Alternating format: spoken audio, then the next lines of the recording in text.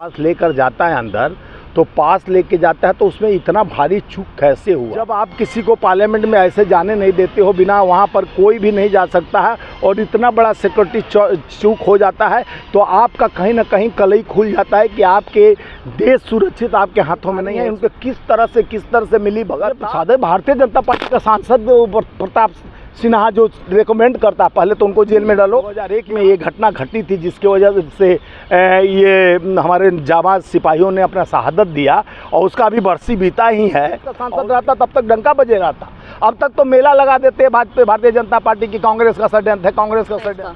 अभी तो देखिए कैसे पल्ला झाड़ रहे हैं। अभी गोदी मीडिया कभी दिखाया कि ये सांसद प्रताप सिन्हा ने ये कैसे लिख दिया, कैसे अब तक वो कांग्रेस का रहता तो ये कांग्रेसियों का साजिश है, ये है वो है। खुलेगा कलई, अगर दूध का दूध पानी का पानी हो जाएगा, क्योंकि ये षड्यंत्र का एक बहुत बड़ा बुआरा है। आप एक पेन दिख जाता है और पूरा की नीलम की क्या नाम था, हाँ, तो वो बोल रही थी कि हम लोग बेरोजगारी के वो मंजर पर आ चुके हैं, जो हम संसद में अब क्या करें, हमारे पास कोई कार्रवाई करने चूक होता है, सिक्योरिटी चूक।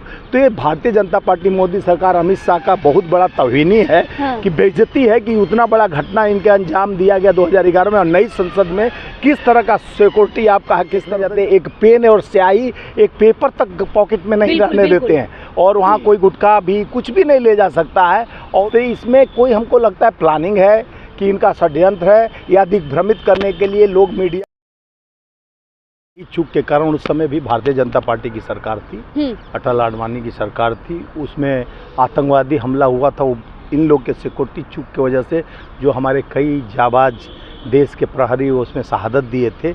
आज वही घटना को दोहराने का कोशिश इसलिए किया गया कि लोग मुद्दों की बात कर रहे थे। कोई अभी रिसेंटली जो 5 राज्यों में चुनाव हुआ, ईवीएम का खेला जो हुआ और उस पर चर्चा, और बेरोजगारी पे चर्चा, कई मुद्दों के साथ हमारे नेता राहुल गांधी जी पार्लियामेंट के अंदर मौजूद थे और इस पर चर्चा हो रही थी।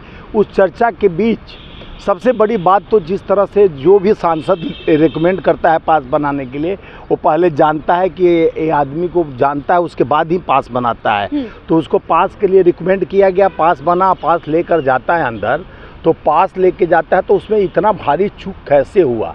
पहले पास कई लेयर चेक होता है, लेयर चेक होने के बाद वहाँ जब संसद का कार्रवाई देखने जाते हैं, एक पेन और स्याही एक पेपर तक पॉकेट में नहीं रहने देते हैं, और वहाँ कोई गुटखा भी कुछ भी नहीं ले जा सकता है, और उतना बड़ा सामान लेके जाता है वो भी दिख जाएगा, थोड़ा चेकिंग होगा ऊपर से नीचे तो तुरंत पकड़ में आ जाता।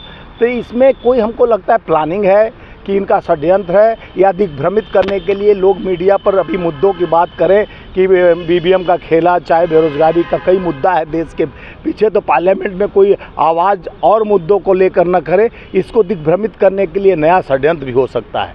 किस तरह का इतना बड़ा चूक होता है, सिक्योरिटी चूक।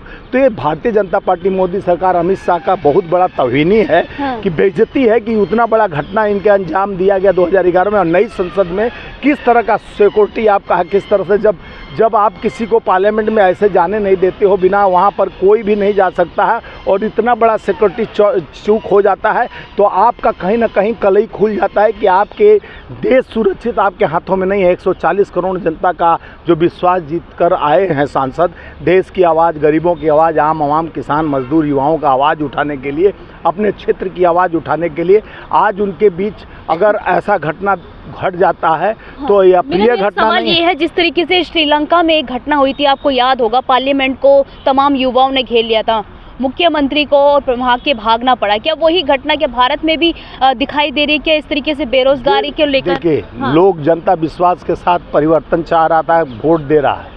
अब वोट पर डाका डालोगे तो युवा बेरोजगार है, सोच रहे हैं कि 2 करोड़ नौकरी भाइयों बहनों परिवारजनों प्रति वर्ष दूंगा, काला धन 100 दिन में आ जाएगा, 15 लाख दूंगा।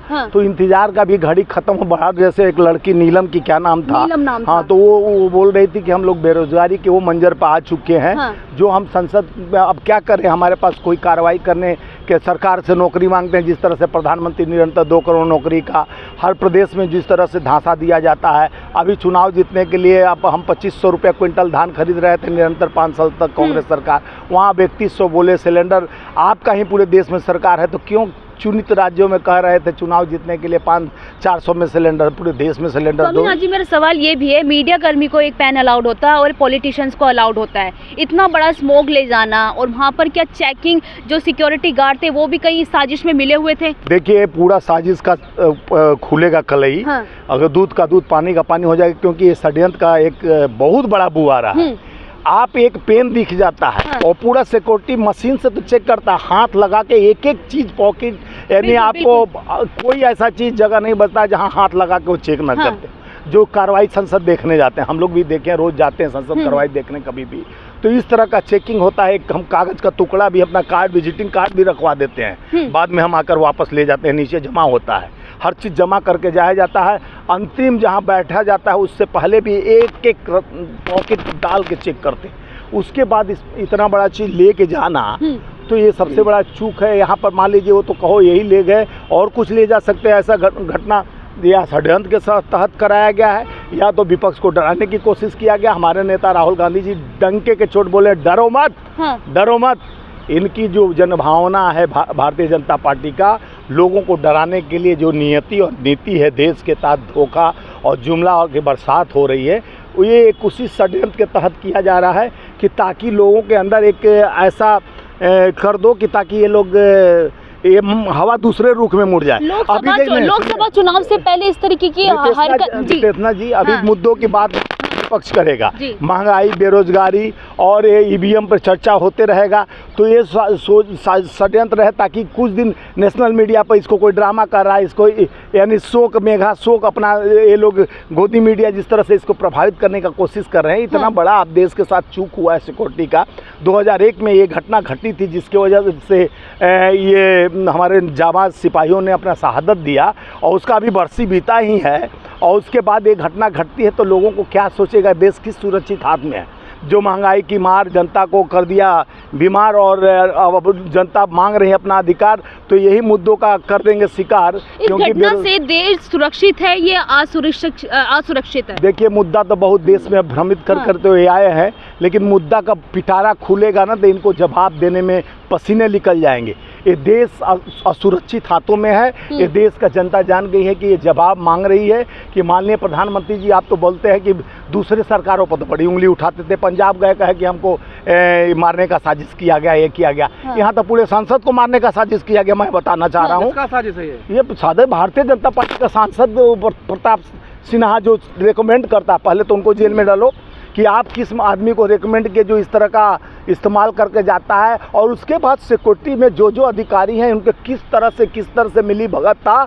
जो उतना बड़ा घटना पहले घट चुका है, उसके बाद से सुरक्षा व्यवस्था संसद का बड़ी चौकस था, और उसके बाद एक कागज नहीं लेकर आदमी जा सकता है कार्रवाई देखने, कलम नहीं ले जा सकता, सिर्फ पत्रकार को अलाउड है, जो PAB वो जो अलाउड है उन्हीं को, पत्रकार को अलाउड है कि पेन ले जा सकते हैं, नहीं तो अन्यथा किसी को नहीं, सिर्फ सांसद मोबाइल पेन वगैरह ले जा सकते हैं। जेल में डाल दो।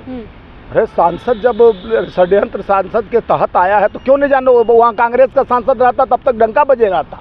अब तक तो मेला लगा देते भारतीय जनता पार्टी की, कांग्रेस का षड्यंत्र है, कांग्रेस का षड्यंत्र है। मुंह में से निकल नहीं रही है ये षड्यंत्र। मैं आपके माध्यम से बताना चाह रहा हूँ कि षड्यंत्र का एक यानी लोगों को दिग्भ्रमित करने का एक जाल था, जो माया जाल रचा जा रहा है, 24 के लिए षड्यंत्र रचा जा रहा है। 2001 की घटना को याद करते हुए हम लोग जिस तरह से बताना चाह रहे हैं कि विपक्ष के आवाज़ को, चाहे ईवीएम का मुद्दा हो, चाहे युवा बेरोजगारी का मुद्दा हो, महंगाई का मुद्दा हो, इससे दूर हटाने के लिए संसद का कार्रवाई चल रहा है। कहते हो संसद में आप लोग विपक्ष काम नहीं, अभी तो शांति से संसद चल रहा था, और इस संसद में आप ही के द्वारा षड्यंत्र रचा गया, आप ही का सांसद रिकमेंड करके उस आदमी को भेजते हैं, वो आते हैं, जांच कर रही है ना, वो जांच तो उन्हीं के हाथ में है ना, वो जांच का लिपाप का विपक्ष जांच कर रही है, वो तो जांच पुलिस कर रही है, षड्यंत्र तो उन्हीं का है। वहाँ कलम नहीं जाता है, उतना बड़ा सामान चला जाता है, तो षड्यंत्र किसका? सांसद से पहला पूछताछ करें कि उनको जानते हो, कितना सालों से जानते हो, आपसे कैसा संबंध है, आपके क्षेत्र के हैं कि आपको चुनाव जिताए हैं, कि आपका सहपाठी है, मित्र है, परिवार के हैं, वो लोग को लिखने से पहले आप उनमें जांचे परखें कि नहीं।